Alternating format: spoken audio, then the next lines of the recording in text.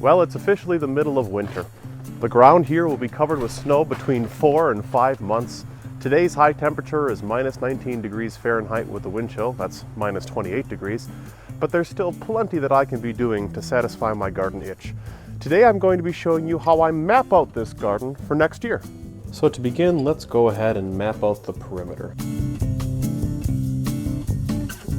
With the grid laid out, I'm ready to go. Now there are simpler ways to lay out a grid, but part of the things that I enjoy most about gardening are actually taking the time to do a diligent work.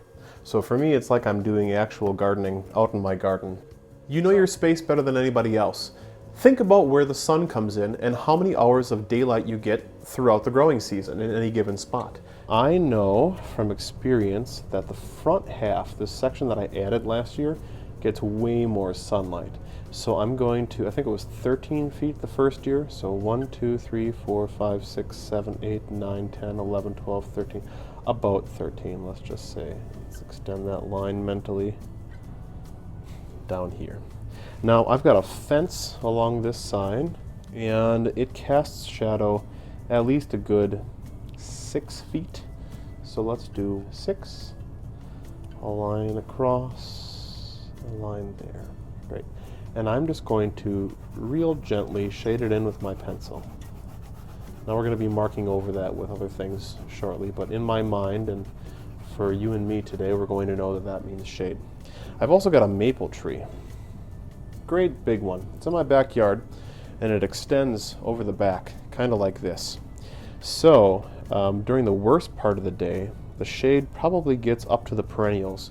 So let's do 13, 14, about here to the other, here we go.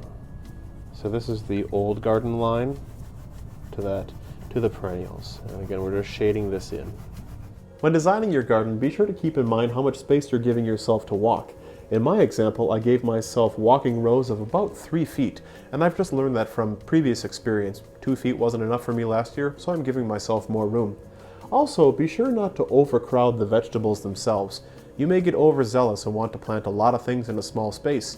Now, at the beginning of the season, this will look great because there's a lot of greenery, but remember, all of those vegetables are going to grow, and as they overcrowd each other, they're going to be less healthy. You're going to get a smaller stinted crop, and you may be dissatisfied in the end. I am going to do a 3-foot border around the whole thing. That's just going to be probably mulch right now. So maybe 2 feet along the edge and 3 feet everywhere else. We're going to call this the do not fly zone. So this is the do not plant, 2 feet. When designing your garden, be sure to keep co-planting in mind. Consider, for example, an insect that really hates one certain kind of leaf. You can plant that one vegetable throughout your garden and deter that insect from all of the rest of your plants. Or think about the timing when some of your plants are going to grow. Maybe some of them will be done in June and July when the rest of them won't be coming to their prime until August or September. You can plant those June-July plants by the August-September plants, and they won't compete with each other too badly. Or think about what plants take up vertical space. In this map, I'm going to be planting peas by ground cherries, because ground cherries come later, peas come earlier, and peas also grow up instead of growing out, whereas ground cherries grow out instead of growing up. So I think for now this gives me a great idea of what I need. I'm satisfied knowing what my perennial section is going to look like.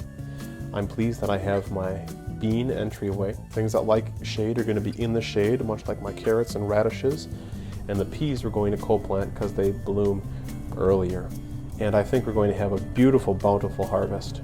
I absolutely love mapping out my garden, and maybe you do too.